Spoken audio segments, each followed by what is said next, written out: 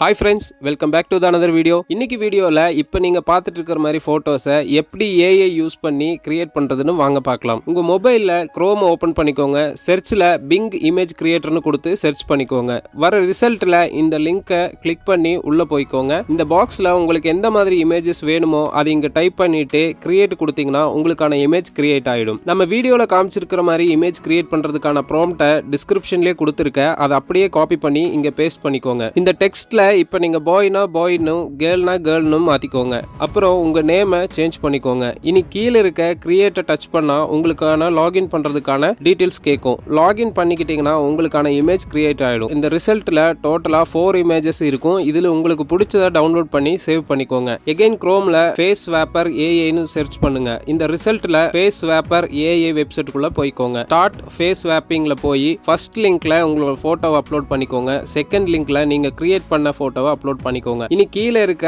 Swap face நோவை touch பண்ணா உங்களுக்கு image ready ஆயிடும். ஃப்ரீயா டவுன்லோட் பண்ணி. ஓகே, இன்னைக்கு வீடியோ உங்களுக்கு யூஸ்ஃபுல்லா இருக்கும்னு நினைக்கிறேன். வீடியோ பிடிச்சிருந்தா லைக் பண்ணிட்டு அப்படியே நம்ம சேனலை ஃபாலோ பண்ணிக்கோங்க. அடுத்த வீடியோல பார்க்கலாம். அது வரைக்கும் பாய்.